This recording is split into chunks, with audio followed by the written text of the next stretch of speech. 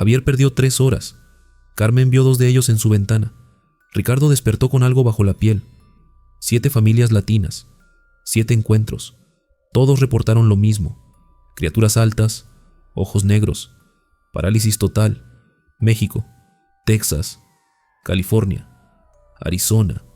Ninguno se conocía. Ninguno tiene explicación oficial. Esta noche te muestro los 7 casos completos, con evidencia. Empezamos con el camionero que nunca volvió a su ruta. Javier Hernández llevaba 15 años recorriendo las carreteras del norte de México. Conocía cada curva, cada señal, cada tramo solitario entre Hermosillo y la frontera con Arizona. Era un hombre de rutinas. Salía siempre a las 10 de la noche, cuando el calor del desierto de Sonora finalmente cedía y el asfalto dejaba de ondular como un espejismo. Pero aquella noche de marzo, algo cambió. Eran las 2 de la madrugada. La carretera estaba vacía, como siempre.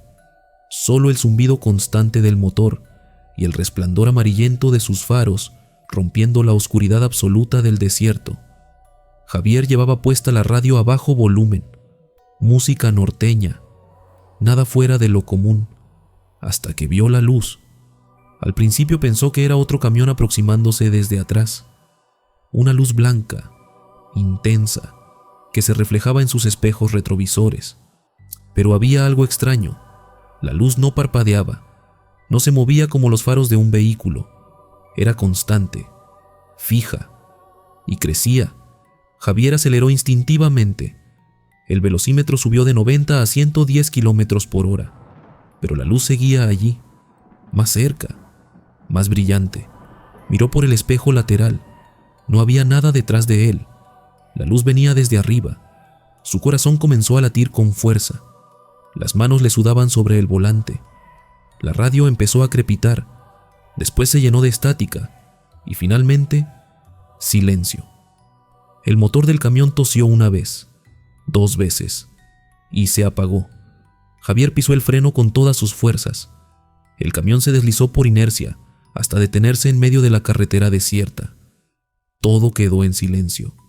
Un silencio pesado, antinatural. Ni siquiera se escuchaban los grillos. Y entonces, la luz descendió. Ni no era un helicóptero. No hacía ruido. Era una esfera de luz blanca, cegadora, que flotaba a unos 30 metros sobre su cabina. Javier se quedó paralizado. No podía moverse.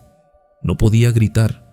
Solo podía mirar hacia arriba a través del parabrisas, mientras esa cosa lo observaba.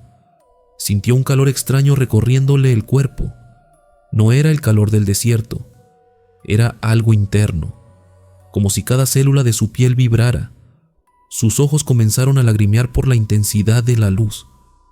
Quiso cubrirse el rostro, pero sus brazos no respondían.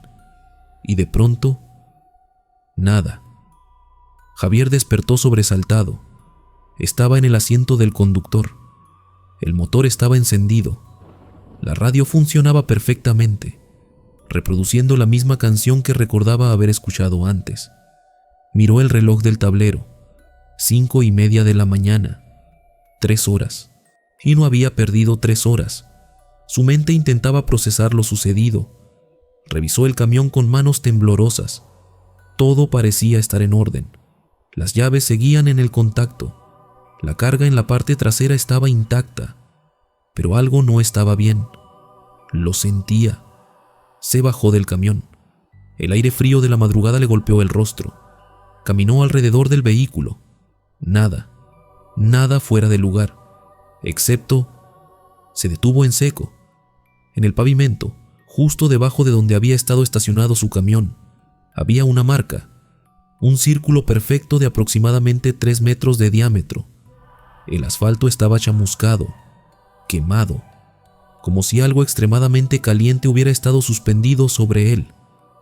Javier sintió un escalofrío recorrerle la espalda. Se subió al camión y arrancó sin mirar atrás. Condujo a toda velocidad hasta la gasolinera más cercana y a 40 kilómetros de distancia. Necesitaba ver gente. Necesitaba escuchar voces humanas. Cuando llegó, se estacionó bajo las luces brillantes de la estación. Se bajó temblando y caminó directo al baño. Se echó agua fría en la cara. Se miró al espejo y entonces lo vio. En su cuello, justo debajo de la oreja derecha, había 2 pequeñas marcas rojas, 2 puntos perfectamente alineados, como perforaciones. No le dolían, no sangraban, pero ahí estaban. Javier se tocó el cuello con dedos temblorosos. Las marcas estaban tibias al tacto. Salió del baño y fue directo al mostrador. El empleado, un joven de unos 20 años, lo miró extrañado. ¿Se encuentra bien, señor? Se ve pálido. Javier quiso contarle lo que había pasado.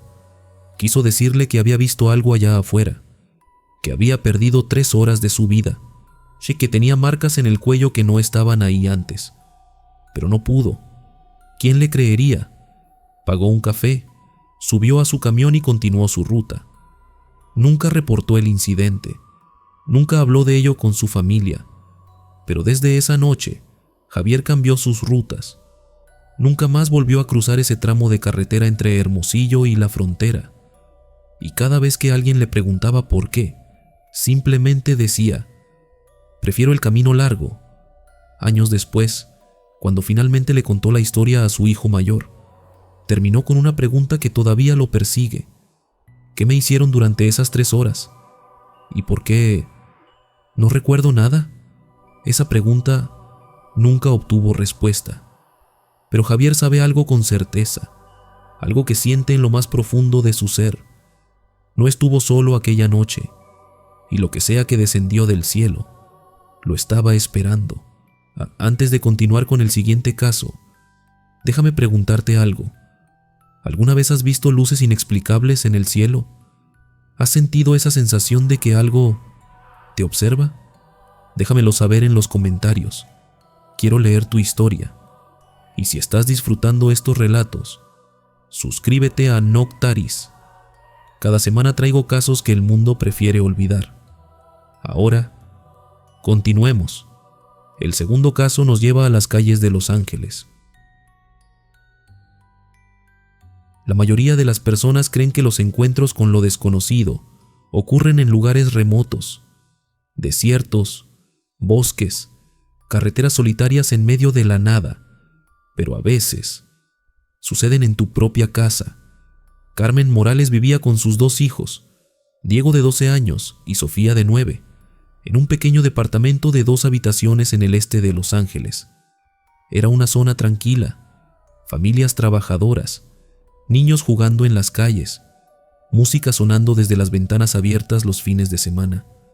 Un lugar donde nunca esperarías que algo inexplicable pudiera ocurrir. Era una noche de verano. Julio. El calor era insoportable, incluso después de la puesta del sol. Carmen había dejado las ventanas abiertas para que corriera algo de aire. Los niños ya estaban dormidos. Ella se quedó despierta viendo televisión en la sala, Sue tratando de refrescarse con un ventilador viejo que apenas funcionaba. Eran cerca de las 11:30 de la noche cuando escuchó algo. Un golpe suave, como si alguien tocara el vidrio de la ventana de la cocina. Carmen apagó el televisor. Silencio. Esperó unos segundos. Nada. Tal vez fue una rama, pensó, aunque no había árboles cerca de esa ventana. Regresó su atención a la pantalla, pero entonces lo escuchó de nuevo, más fuerte esta vez. 3 golpes, lentos, deliberados. Se levantó del sofá, caminó hacia la cocina con el corazón latiéndole más rápido de lo normal. La ventana daba hacia un callejón estrecho. Nadie debería estar ahí afuera a esta hora. Se acercó con cuidado, corrió ligeramente la cortina y lo vio. Una figura parada en el callejón, justo frente a su ventana. Pero no era una persona normal. Era alta, sí, demasiado alta, casi 2 metros. Su cuerpo era delgado, casi esquelético, y su cabeza era enorme, desproporcionada, con ojos grandes y oscuros que brillaban levemente bajo la tenue luz del callejón. Carmen sintió que el aire se le escapaba de los pulmones. Quiso gritar, pero no pudo. Su cuerpo se paralizó. No podía moverse, no podía apartar la mirada, La criatura inclinó la cabeza hacia un lado, como si estuviera estudiándola. Y entonces Carmen escuchó algo, pero no con sus oídos, lo escuchó dentro de su cabeza. Una voz, tranquila, neutra, sin emoción. «No tengas miedo». Carmen cerró los ojos con fuerza. «Esto no está pasando. Esto no está pasando». Pero cuando los abrió de nuevo, la criatura seguía ahí, y ahora había otra más, justo detrás de la primera. Sus piernas temblaban. Quiso correr hacia las habitaciones de sus hijos, pero su cuerpo no respondía. Era como si una fuerza invisible la mantuviera clavada en el lugar. De pronto, escuchó pasos detrás de ella. «¿Mamá?» Era Diego. Había salido de su cuarto. Estaba parado en el pasillo, frotándose los ojos. «Mamá, ¿por qué estás parada ahí?» Carmen intentó hablar, pero no pudo. Diego se acercó, miró hacia la ventana y se quedó congelado. Él también las vio. Sus ojos se abrieron enormes. Su boca se movió, pero no salió ningún sonido. Y justo en ese momento, Sofía salió de su habitación. «¿Qué pasa? ¿Por qué están todos despiertos?» Sofía caminó hacia ellos, y cuando miró hacia la ventana, también se detuvo. Ahí estaban los tres, Carmen y sus dos hijos, paralizados, mirando a través del vidrio a dos seres que no deberían existir. Y entonces, todo cambió. La luz del callejón parpadeó, una vez, dos veces, y se apagó por completo. La cocina quedó sumida en la oscuridad, pero los ojos de aquellas criaturas seguían brillando. Carmen sintió un zumbido en sus oídos, un sonido agudo, constante, que hacía vibrar su cráneo. Los niños también lo escucharon. Diego se llevó las manos a la cabeza. Sofía comenzó a sollozar en silencio, incapaz de moverse. Y de nuevo, esa voz, dentro de la mente de los tres al mismo tiempo. «Solo observamos, no haremos daño». Carmen quiso gritarles que se fueran, que dejaran a sus hijos en paz, pero las palabras no salían. Solo podía mirar mientras esas cosas permanecían ahí, del otro lado del vidrio, estudiándolos como si fueran especímenes en un laboratorio. No sabe cuánto tiempo pasó. Pudieron ser minutos, pudieron ser horas. El tiempo se sintió distorsionado, irreal, pero eventualmente las criaturas retrocedieron, lentamente, sin apartar la mirada, y desaparecieron en la oscuridad del callejón. La luz volvió a encenderse, y de repente, Carmen pudo moverse. Corrió hacia la ventana y cerró la cortina de un jalón. Cerró el seguro con manos temblorosas. Abrazó a sus hijos con fuerza. «¿Qué era eso, mamá?», preguntó Sofía entre lágrimas. Carmen no tenía respuesta. Esa noche los tres durmieron juntos en la habitación de Carmen, con todas las luces encendidas, con las cortinas cerradas, con la puerta con seguro, y ninguno volvió a dormir bien durante meses. A la mañana siguiente, Carmen revisó el callejón. No había huellas, no había señales de que alguien hubiera estado ahí, pero ella sabía la verdad. Sus hijos también. Algo había estado afuera de su ventana, y lo más aterrador de todo, no fue un encuentro aislado. 3 noches después, Diego despertó y vio una sombra parada junto a su cama. No se movió, no respiró, solo cerró los ojos y rezó para que se fuera. Y se fue. Una semana más tarde, Sofía juró haber visto una luz brillante flotando afuera de su ventana mientras hacía su tarea. Nunca reportaron nada a la policía. ¿Qué iban a decir? ¿Que criaturas extrañas los estaban vigilando? Así que vivieron con ello, en silencio, hasta que finalmente se mudaron 6 meses después. Carmen nunca volvió a hablar del tema, pero sus hijos, ahora adultos, todavía recuerdan aquella noche y todavía se preguntan, ¿por qué los eligieron a ellos? ¿Qué estaban buscando? ¿Y por qué, en medio de una ciudad llena de gente, nadie más los vio? Porque eso es lo más inquietante de todo. No necesitas estar en el medio de la nada para ser encontrado. A veces, ellos vienen hasta donde tú estás, incluso si es tu propia casa.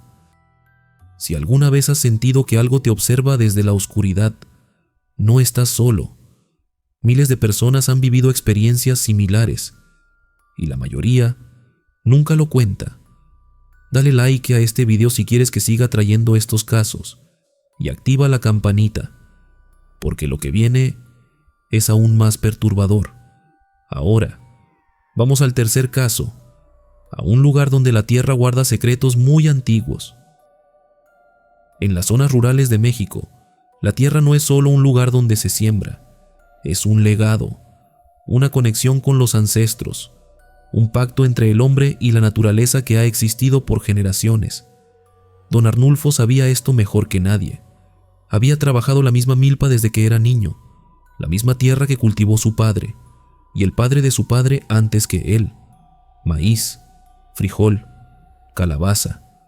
Las tres hermanas, como les decían, todo en su ciclo natural, todo en armonía.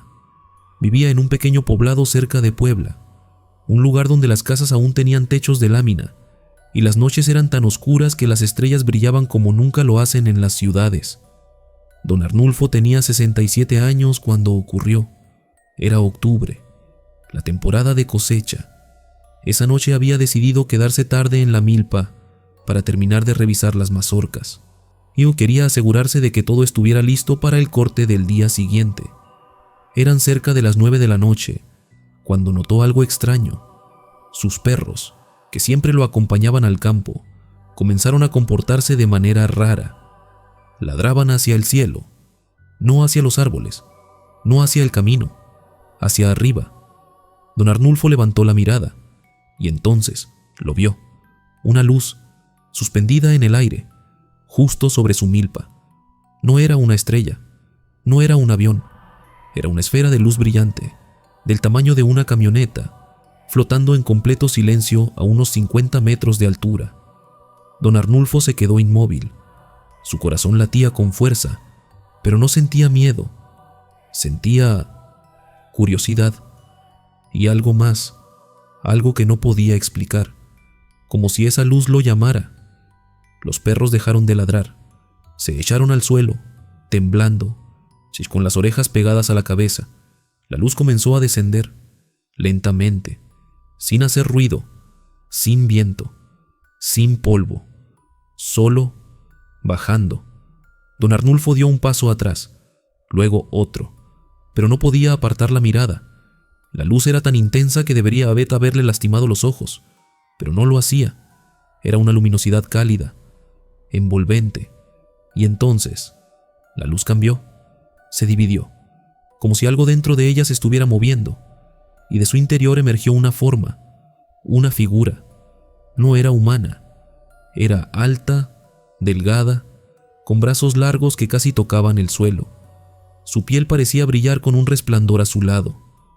No tenía ropa, no tenía rasgos faciales definidos, solo dos ojos enormes y negros que lo miraban directamente. Don Arnulfo sintió que sus piernas flaqueaban. Quiso correr, pero algo lo detuvo. Una voz, no con palabras, no con sonido, sino con sensaciones, imágenes, como si alguien estuviera colocando pensamientos directamente en su mente. Vio la tierra, vio las plantas creciendo, vio el maíz desde su raíz hasta su mazorca, vio el ciclo completo de la vida en la milpa, y vio algo más. Vio a sus ancestros, hace cientos de años, cultivando esta misma tierra, y junto a ellos, figuras como esta, observando, enseñando. Don Arnulfo parpadeó. Las imágenes desaparecieron. La criatura seguía ahí, inmóvil, observándolo. Y entonces hizo algo que don Arnulfo nunca olvidará. Levantó una de sus manos largas y delgadas y la colocó sobre la tierra. De inmediato, el suelo comenzó a brillar, no con fuego, no con calor, sino con esa misma luz azulada que emanaba de la criatura. El brillo se extendió en un círculo perfecto alrededor de ella. Las plantas que tocaba la luz parecían revitalizarse, como si estuvieran absorbiendo algo del aire. Don Arnulfo no podía creerlo. Dio un paso al frente, luego otro. Ya no sentía miedo, sentía asombro. La criatura lo miró, inclinó la cabeza ligeramente y sin decir nada, sin emitir sonido alguno, retrocedió hacia la luz. La esfera brillante volvió a envolverla y en cuestión de segundos comenzó a elevarse. Don Arnulfo la vio ascender, cada vez más alto, hasta que se convirtió en un punto diminuto en el cielo y luego desapareció. El silencio regresó. Los perros seguían temblando. Don Arnulfo miró hacia el suelo donde la criatura había tocado la tierra. El círculo de luz todavía estaba ahí, débilmente, pero visible. Se arrodilló, tocó la tierra con sus manos. Estaba tibia, no quemaba, pero irradiaba un calor suave. Y algo más, la tierra se sentía diferente, más suave, más viva. Don Arnulfo se quedó ahí, de rodillas, tratando de procesar lo que acababa de presenciar. A la mañana siguiente, volvió a la milpa con su hijo y su nieto.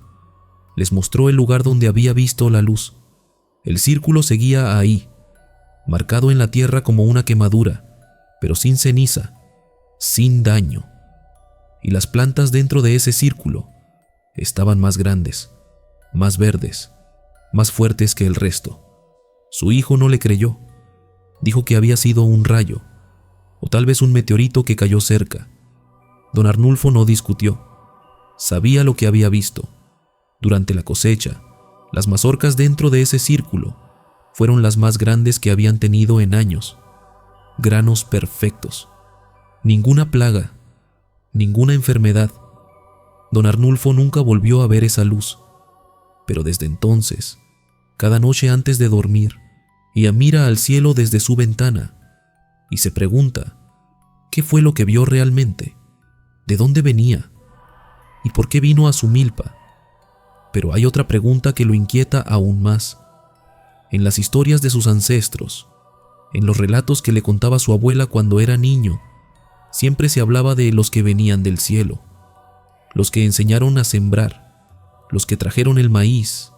Él siempre pensó que eran leyendas, mitos. Pero ¿y si no lo eran? ¿Y si esos seres siempre estuvieron aquí? ¿Y si nunca se fueron?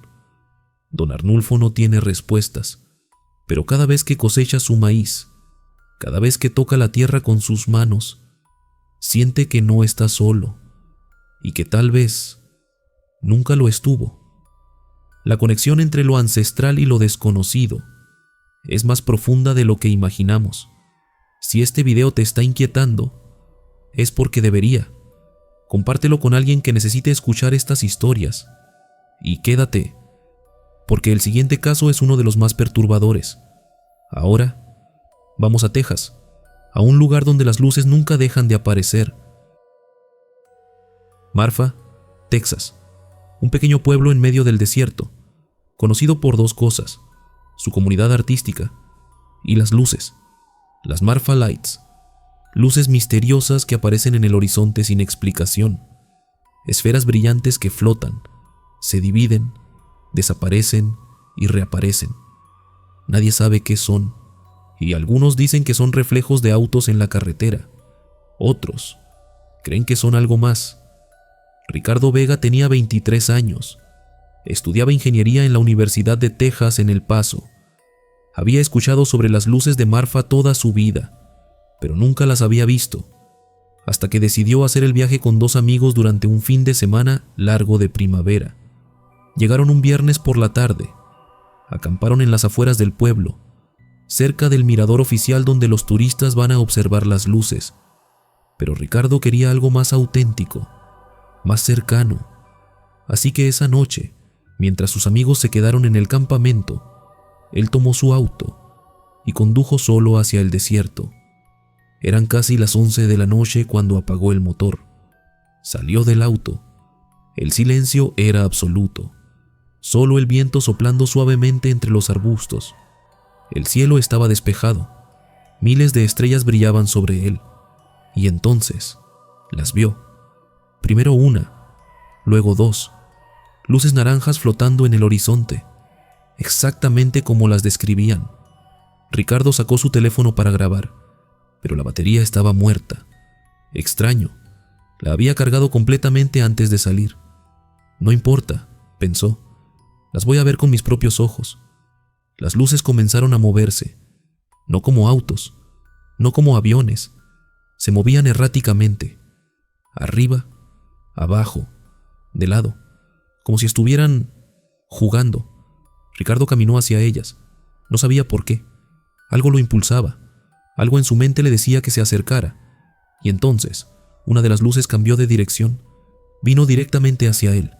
Ricardo se detuvo, su corazón comenzó a latir con fuerza, la luz creció, más y más grande, más y más brillante, y hasta que ya no era una luz distante en el horizonte. Estaba justo frente a él, una esfera del tamaño de una casa, flotando a 3 metros del suelo, sin hacer ruido, sin generar viento, solo ahí. Ricardo quiso correr, pero no pudo. Su cuerpo no respondía. Era como si cada músculo se hubiera congelado. Y entonces sintió algo, una sensación de tirar, como si una fuerza invisible lo estuviera levantando. Sus pies se despegaron del suelo. Flotó, lentamente, hacia la luz. Intentó gritar. No salió sonido. Intentó mover los brazos. Nada. Solo podía mirar mientras su cuerpo era arrastrado hacia esa cosa. Y de pronto, todo se volvió blanco. Lo siguiente que recuerda es despertar en una habitación. No, no era una habitación. Era un espacio, sin esquinas, sin ventanas. Todo estaba cubierto de un material blanco brillante. Las paredes, el techo, el suelo, todo era una sola pieza, como si estuviera dentro de una cápsula. Ricardo estaba acostado en algo. No era una cama, era una superficie dura, fría, que se ajustaba perfectamente a su cuerpo. Intentó sentarse. No pudo. Algo lo mantenía sujeto. No había correas, no había ataduras, pero no podía moverse.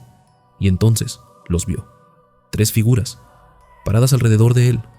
No eran humanas, eran pequeñas, tal vez 1,5 metros de altura, delgadas, con cabezas enormes y desproporcionadas, ojos grandes, negros, sin pupilas, sin nariz, sin boca visible, solo esos ojos. Mirándolo, Ricardo sintió pánico, puro y absoluto.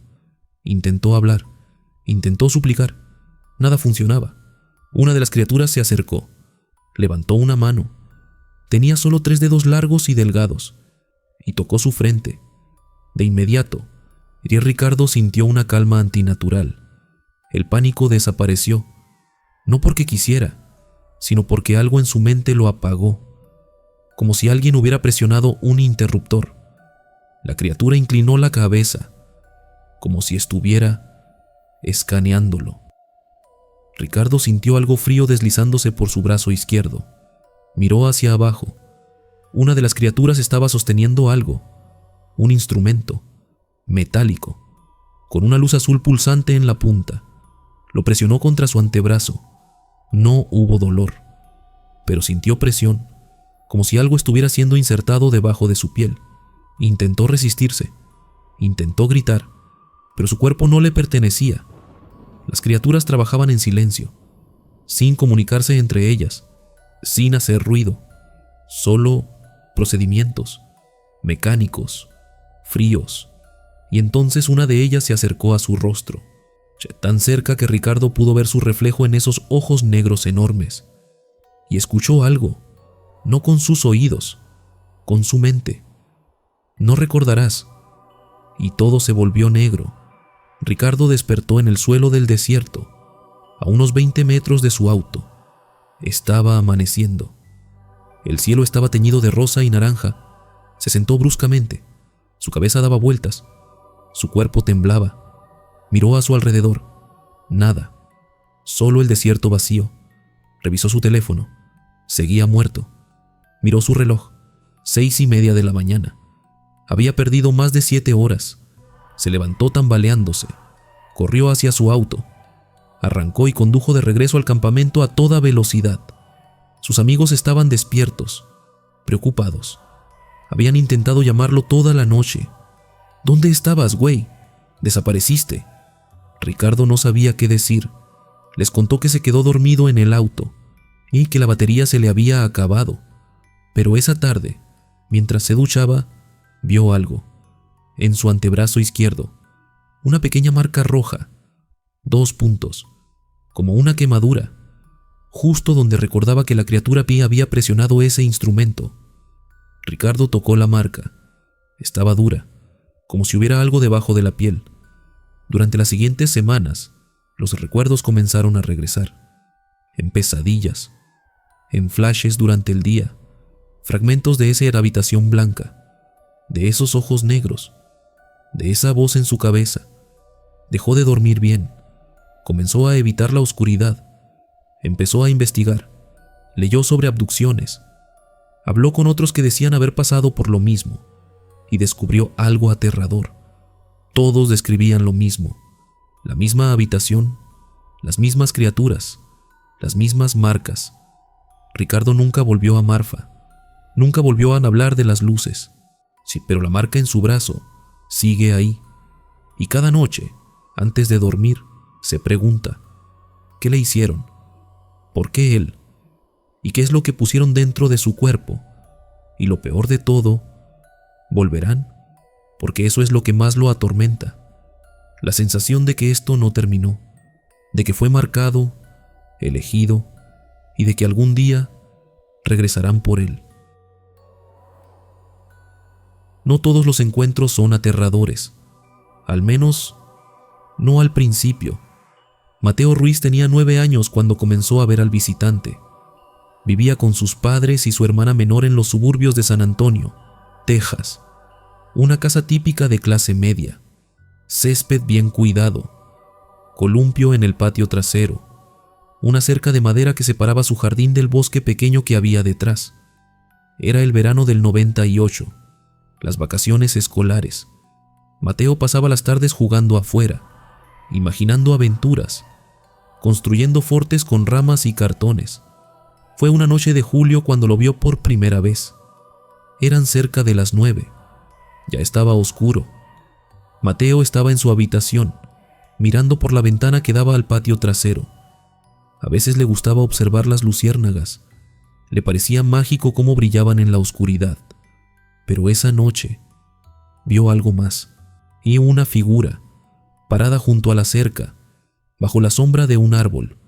Al principio pensó que era un vecino, o tal vez un animal grande, pero algo en la forma en que se movía no era normal. Era alta, delgada, y brillaba levemente, como si su piel emitiera una luz suave, azulada. Mateo no sintió miedo, sintió curiosidad. La figura no se movió, solo se quedó ahí, observando la casa, observándolo. Mateo levantó la mano y la movió, un saludo tímido. La figura inclinó la cabeza y después de unos segundos levantó su mano también. Mateo sonrió. No sabía por qué, pero sintió que no había peligro. A la mañana siguiente le contó a sus padres. Dijeron que seguramente había sido un sueño, o tal vez la sombra de un árbol. Mateo no discutió, pero sabía lo que había visto. Esa noche, la figura regresó. Mateo la esperó. Se quedó despierto, sentado junto a la ventana, y ahí estaba, en el mismo lugar, bajo el mismo árbol. Esta vez, Mateo abrió la ventana. «Hola», susurró. La figura no respondió, pero dio un paso al frente. Salió de la sombra, y Mateo la vio claramente. No era humana. Su cabeza era grande, ojos enormes, oscuros, sin párpados. Su cuerpo era delgado, casi frágil, brazos largos, manos con dedos largos y finos. Mateo debería haberse asustado, debería haber gritado, pero no lo hizo, porque la criatura no hacía nada amenazante, solo estaba ahí. Y entonces Mateo escuchó algo, no con sus oídos, sino en su mente. «Hola, Mateo». El niño parpadeó. ¿Cómo sabía su nombre? «¿Quién eres?», preguntó en voz baja. La criatura inclinó la cabeza. No respondió con palabras, pero Mateo sintió algo, una sensación cálida, como cuando su abuela lo abrazaba. Esa noche hablaron, o más bien, se comunicaron, sin palabras, solo pensamientos, imágenes, sensaciones. Mateo le preguntó de dónde venía. La criatura le mostró el cielo, las estrellas, lugares que Mateo no podía comprender. Le preguntó por qué estaba ahí. La criatura le mostró imágenes de niños, de aprendizaje, de observación. Mateo no entendía todo, pero no tenía miedo. Cuando sus párpados comenzaron a pesar, la criatura dio un paso atrás. Regresaré, y desapareció en la oscuridad. Durante todo ese verano, la criatura volvió, casi todas las noches, siempre al mismo lugar, siempre a la misma hora. Mateo dejó de contarles a sus padres. Sabía que no le creerían. Esto era su secreto. A veces solo se miraban. Otras veces, la criatura le mostraba cosas, imágenes de otros mundos y de criaturas extrañas, de lugares sin nombre. Mateo le contaba sobre su escuela, sobre sus amigos, sobre sus juegos, y la criatura escuchaba, siempre escuchaba. Pero una noche, algo cambió. Era finales de agosto. Pronto comenzarían las clases. Mateo estaba sentado junto a la ventana, esperando como siempre. La criatura apareció, pero esta vez se veía diferente. Su luz era más tenue, sus movimientos más lentos. Mateo abrió la ventana. ¿Estás bien? La criatura se acercó más de lo que nunca había hecho, hasta estar justo debajo de la ventana. Levantó la mirada hacia Mateo, y él sintió algo que nunca había sentido antes en su presencia: tristeza. «Debo irme, Mateo». «¿Por qué?», preguntó el niño con los ojos llenándose de lágrimas sin saber por qué. «Mi tiempo aquí terminó, pero tú recordarás. No quiero que te vayas». La criatura levantó su mano, la colocó contra el vidrio de la ventana. Mateo colocó la suya del otro lado. Aunque el cristal los separaba, sintió algo: calor, conexión. Un día entenderás, un día sabrás por qué te elegí. ¿Elegirme para qué? Pero la criatura no respondió. Solo se quedó ahí, mirándolo, durante lo que pareció una eternidad. Y entonces retrocedió. Una luz brillante apareció detrás de ella. No era la luz de una linterna, ni de un auto. Era algo más, algo que venía desde arriba. La criatura se elevó, lentamente, sin hacer ruido. Mateo presionó su rostro contra el vidrio, viendo cómo su amigo desaparecía en esa luz. Y luego, todo quedó en oscuridad. Mateo lloró esa noche. No sabía por qué. Solo sabía que había perdido algo importante. A la mañana siguiente, sus padres encontraron algo extraño en el jardín: un círculo perfecto de pasto quemado, justo donde la criatura solía pararse. Llamaron a un vecino que sabía de jardinería. Él dijo que probablemente fue un hongo, o tal vez un químico, pero Mateo sabía la verdad. Los años pasaron. Mateo creció, fue a la universidad, consiguió trabajo, formó una familia, pero nunca olvidó. A veces, en noches tranquilas, sale al jardín de su propia casa, mira al cielo y se pregunta si su visitante sigue ahí arriba, en algún lugar, y se pregunta otras cosas también.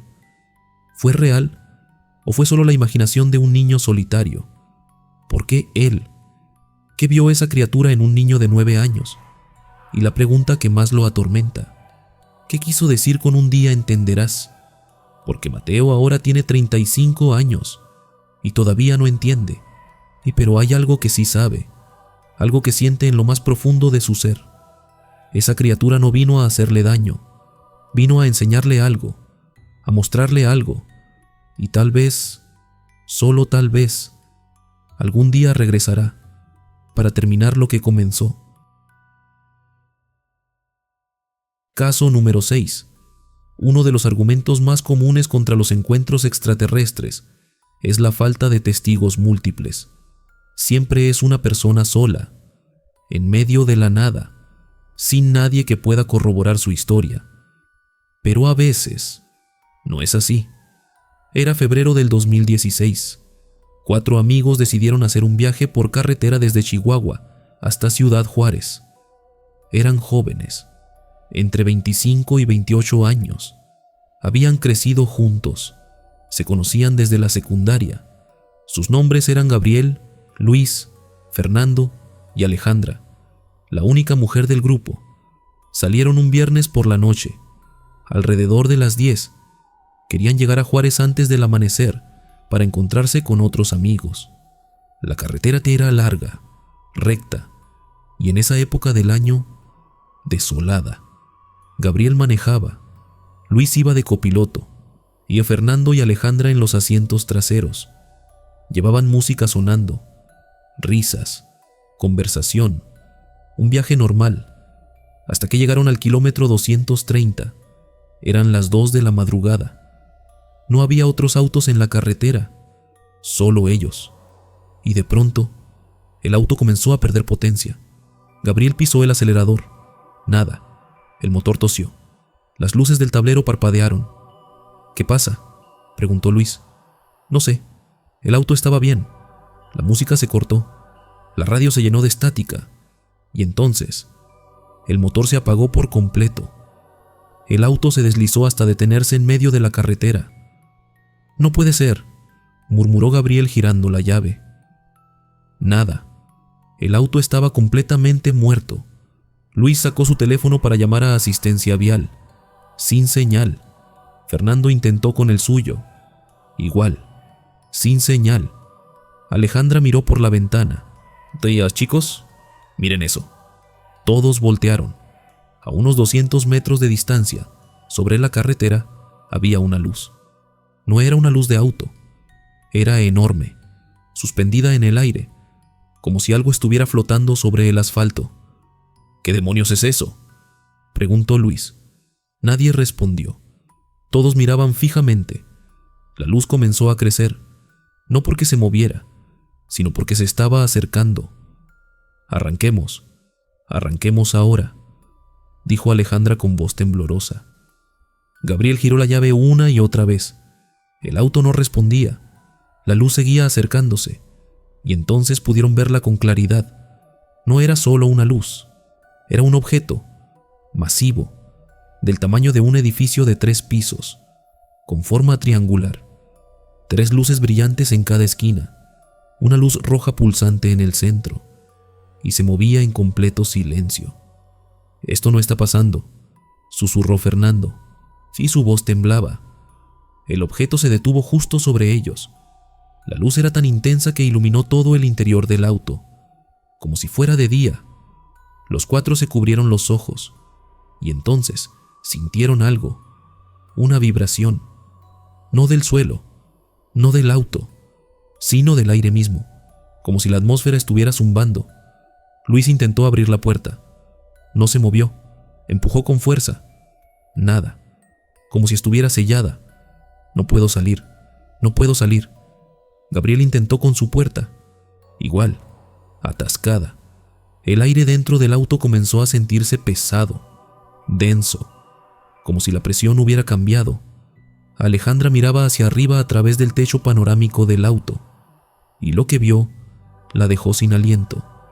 El objeto estaba directamente encima de ellos, y en su parte inferior había algo, una abertura, un panel que se había abierto, y desde esa abertura le descendía algo, una luz, pero no era solo luz, tenía forma cilíndrica, como un rayo sólido, y venía directamente hacia ellos.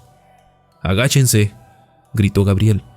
Todos se lanzaron hacia adelante, cubriéndose la cabeza con las manos. El rayo de luz atravesó el techo del auto, pero no lo rompió, simplemente lo atravesó, como si el metal no existiera. La luz llenó el interior del vehículo, y con ella algo más, una presencia. Todos la sintieron, no podían verla, pero estaba ahí, dentro del auto, con ellos, y entonces escucharon algo, no con sus oídos, en sus mentes, una voz profunda, sin género, sin emoción. «No se muevan». Luis comenzó a hiperventilar.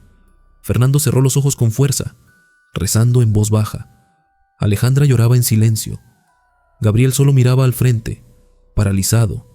No saben cuánto tiempo pasó.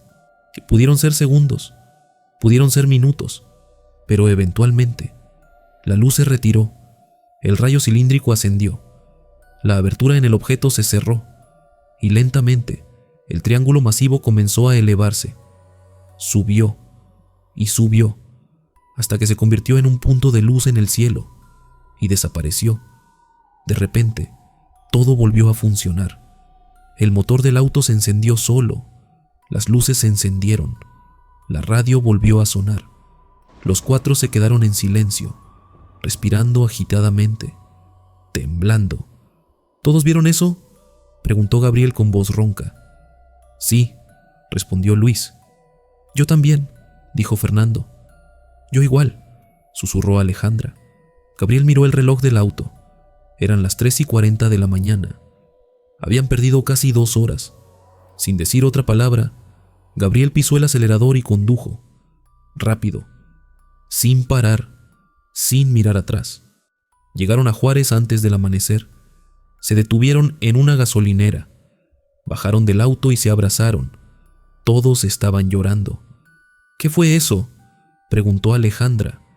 Nadie tenía respuesta. Revisaron el auto. No había daños, ninguna marca, nada que indicara que algo había atravesado el techo. Pero todos lo vieron, todos lo sintieron. Durante las siguientes semanas, los cuatro intentaron seguir con sus vidas, pero nada fue igual. Luis comenzó a tener pesadillas. Veía luces en su cuarto por las noches. Fernando dejó de dormir bien. Desarrolló ansiedad. Alejandra se volvió paranoica. Revisaba el cielo constantemente. Gabriel simplemente no volvió a manejar de noche. Intentaron reportar el incidente. ¿Pero a quién? ¿A la policía? ¿Al gobierno? Decidieron guardarlo, entre ellos, un secreto compartido.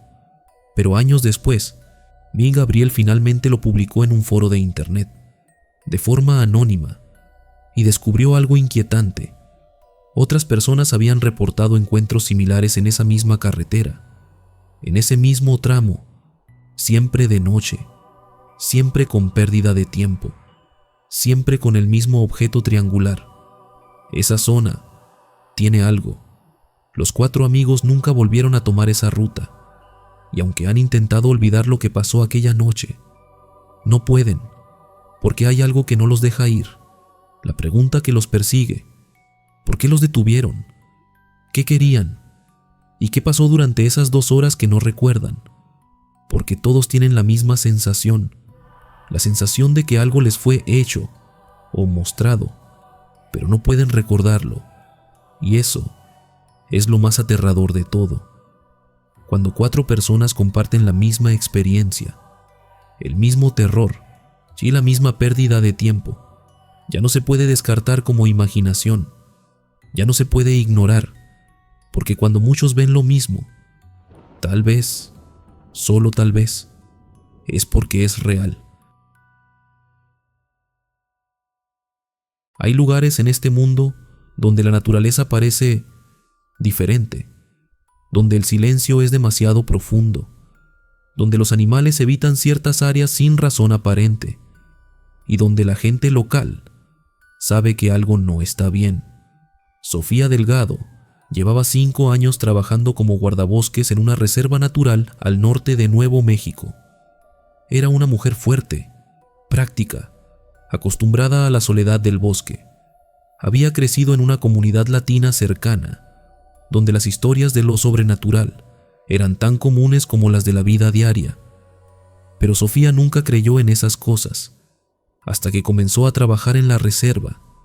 Desde el primer mes, notó algo extraño. Los guardabosques más antiguos evitaban patrullar ciertas zonas después del anochecer, especialmente el sector norte, la zona más profunda del bosque. Cuando preguntaba por qué, Hugh le daban respuestas vagas. Es peligroso. Hay animales salvajes. Es mejor no ir de noche. Pero Sofía sabía que algo más había. Lo veía en sus ojos, en la forma en que cambiaban de tema cuando ella insistía. Fue durante su tercer mes, cuando vio las luces por primera vez. Era una noche de octubre.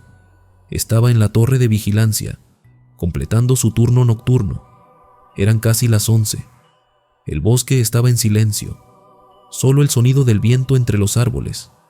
Y entonces, una luz. Al principio pensó que era una fogata ilegal. Los campistas a veces se adentraban demasiado en zonas restringidas. Tomó sus binoculares y miró hacia el sector norte. No era una fogata. Era una esfera de luz azul, flotando entre los árboles, a unos 2 metros del suelo, moviéndose lentamente, como si estuviera buscando algo. Sofía bajó los binoculares y parpadeó. Los volvió a levantar.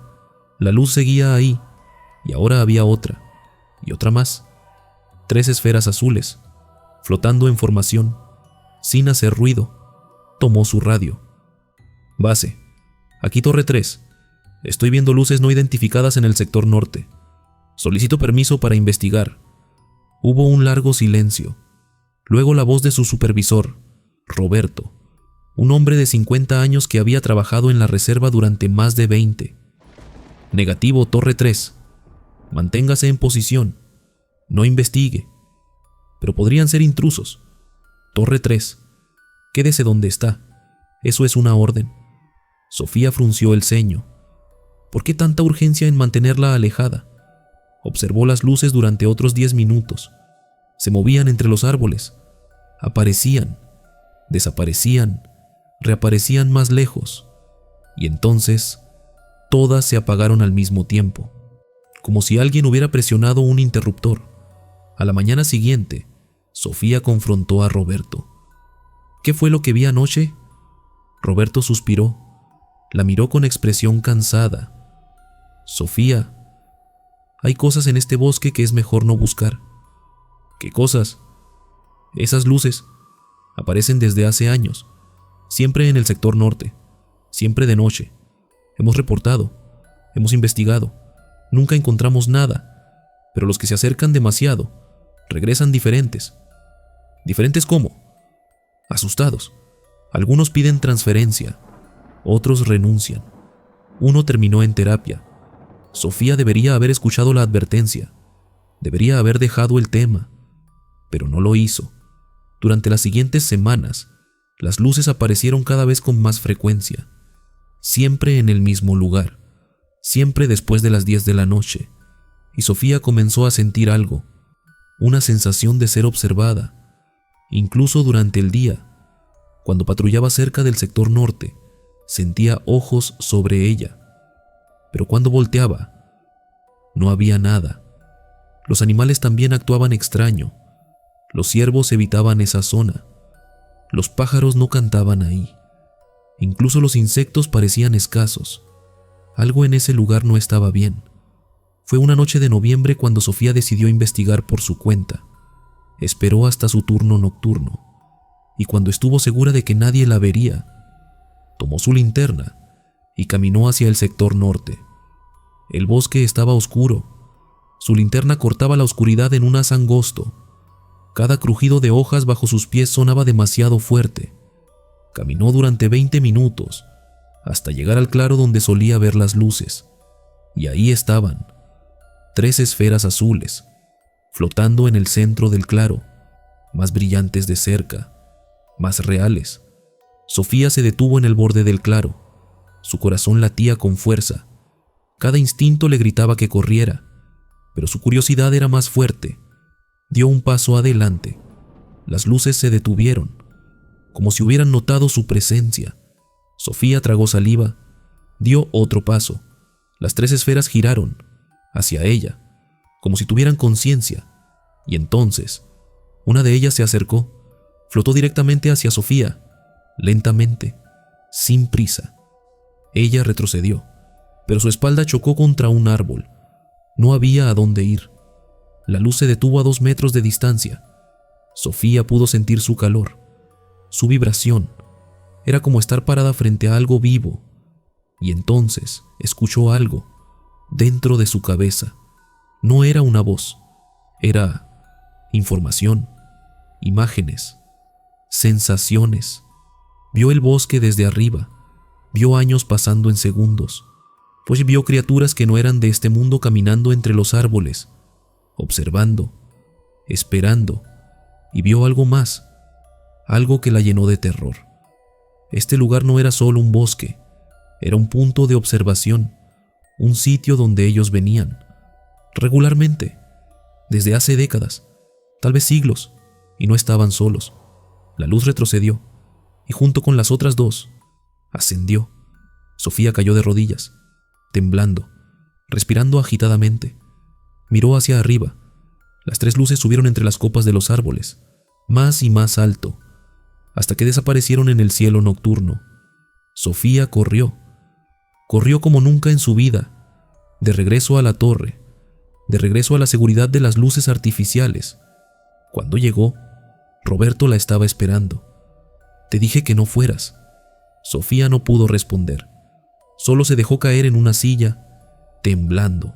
Roberto le entregó una botella de agua. «¿Lo viste, de verdad?» Ella asintió. «¿Qué son?» «No lo sé, y no quiero saberlo». Sofía trabajó 3 meses más en la reserva. Nunca volvió al sector norte. Nunca volvió a patrullar de noche. Y eventualmente pidió su transferencia. Ahora trabaja en un parque estatal en Arizona, lejos de esos bosques, lejos de esas luces.